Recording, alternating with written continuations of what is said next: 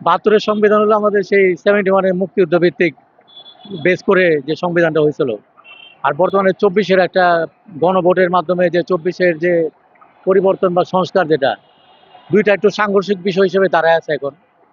তো সাধারণ মানুষের যে এগুলো বলবো যে একটা কথাই বলবো যে একটাকে মডিফাই করে আরেকটাকে ব্যানিশ করা, আরেকটাকে ধরে আরেকটাকে ব্যানিশ করা, এগুলো না করে আমরা একটা নির্দিষ্ট পথে আগাই, দেশটা যাতে সামনের দিকে আগায়। আমরা সংবিধান নিয়ে আন্দোলন বা বিরোধিতার সংঘর্ষ না করি, আস্তে আস্তে আমরা সামনে আগাই। আমরা চাই না দেশটা আস্তে আস্তে পিছিয়ে বাড়ুক। ৭১ আমাদের প্রেরণা, স্বাধীনতা, সুন্দর একটা স্বাধীন দেশ পাইছে। ২৪-এ একটা গণ অভ্যুত্থান হয়েছে, একটা স্বৈরাচারী পতন হয়েছে হিসাব অনুযায়ী। কিন্তু আমরা কি পেলাম? আমরা সে আগের অবস্থা থেকেও আরো ব্যাক সাইডে চলে যাচ্ছি। এটা কোনো রাজনৈতিক দলের কোনো ফেভারের কোনো কথা না। আমি কোনো রাজনীতি করি না।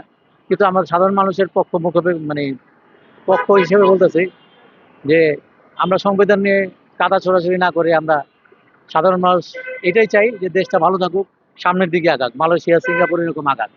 কিন্তু এখন যে লক্ষণ দেখতেছি যে শুধুমাত্র চেতনা সংবিধান নিয়ে আমরা আসলে পিছনের দিকে আগাচ্ছি।